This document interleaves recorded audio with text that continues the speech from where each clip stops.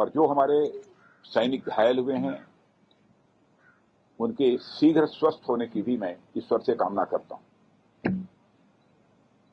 और मैं आपको आश्वस्त करना चाहता हूं कि घटना की गंभीरता को देखते हुए जो भी आवश्यक और जो भी उचित कदम है वह उठाने की भरपूर कोशिश की जा रही है।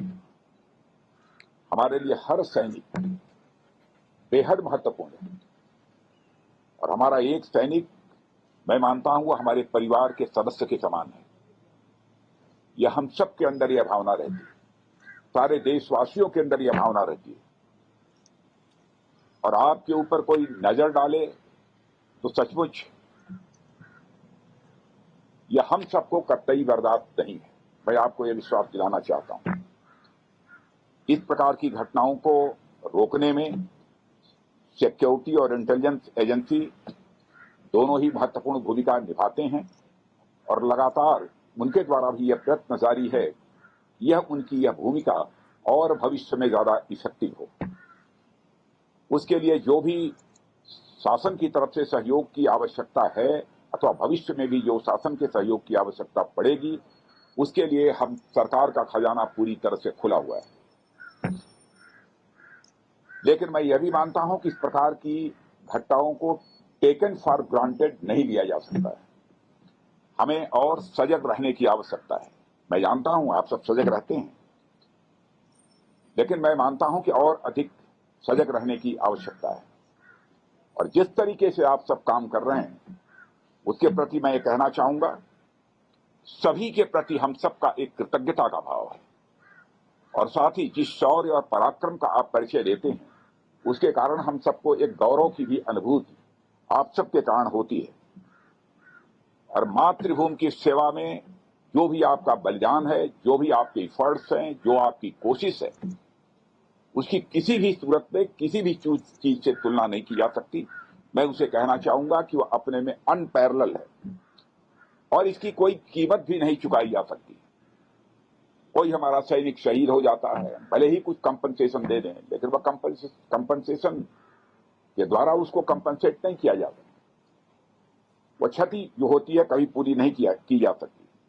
मैं आपको विश्वास दिलाना चाहता हूं कि सरकार का जहां तक प्रश्न है, सरकार आप लोगों के साथ खड़ी है और हम आपके वेलफेयर को, आपके कल्याण को, आपकी सुविधा को बराबर हम लोग टॉप प्रायोरिटी पर रखते हैं। जो कुछ भी जानकारी हम लोगों की दी जाती है उस आधार पर हम कदम उठाने की कोशिश करते हैं। आप सबका अनुशासन, आप सबका समर्पण और अपने कर्तव्य के प्रति जो आपकी प्रतिबद्धता है उसके हम सभी लोग कायल हैं, यह भी मैं आपको जानकारी देना चाहता हूं। और साथियों, मैं आपको बतलाना चाहता हूं कि भारतीय सेना सारी दुनिया में कोई साधारण सेना के रूप में नहीं मानी जाती। लोग यह मानते हैं कि भारतीय सेना जैसी पहले थी उससे कहीं अधिक अब ताकतवर हो गई है और साथ ही हमारी भारतीय सेना पहले के कंपैरिजन में काफी वेल इक्विप्ड हो गई है। आप सभी इस देश के रक्षक हैं।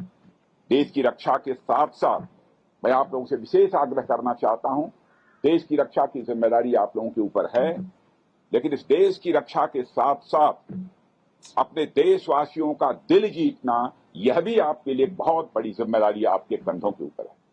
मैं जानता हूं इस दृष्टि से भी आप लोग अपनी तरफ से प्रयत्न करते रहते हैं, लेकिन हो सकता है कि कभी चूक होती है, प्रयत्न ही होना चाहिए इस प्रकार की चूक न होने पाए जिससे कोई भारतवासी आहत हो। जिस देश की आप सेवा कर रहे हैं उस देश के लोगों के साथ भी सक्रिय रूप से जुड़े रहें, उनका विश्वास आप प्राप्त करें, समझ को बढ़ावा दें और उसमें आप महत्वपूर्ण भूमिका आप निभा सकते हैं और आप निभाते भी हैं, लेकिन उसे और अधिक गंभीरतापूर्वक निभाने की आवश्यकता है। मैं यह मानता हूं समय समय पर उनके बीच जाकर देशवासियों के साथ उनका कुशल क्षेम पूछना,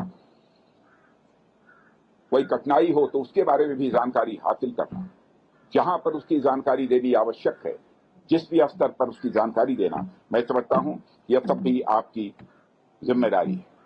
इसलिए मैं मानता हूं कि हमारा उद्देश्य जहां पर कोई जंग जीतना है, आतंकवादियों का सफाया करना है, वहीं पर हमारा उद्देश्य, बड़ा उद्देश्य होना चाहिए कि हमें अपने देशवासियों का दिल जीतना है। हम युद्ध भी जीतेंगे, हम किसी प्रकार की जंग भी जीतेंगे, हम आतंकवादियों का भी सफाया करेंगे, लेकिन साथ ही साथ देशवासियों का हमें दिल भी जीतना है।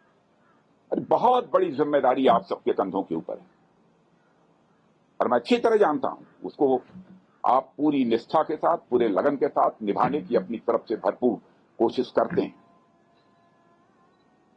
आप साहस, सम्मान और उन मूल्यों के प्रति अटूट प्रतिबद्धता के साथ सेवा करना जारी रखें और मैं पुनः आपको विश्वास दिलाना चाहता हूं, राष्ट्र आपका पूरा कृतज्ञ है।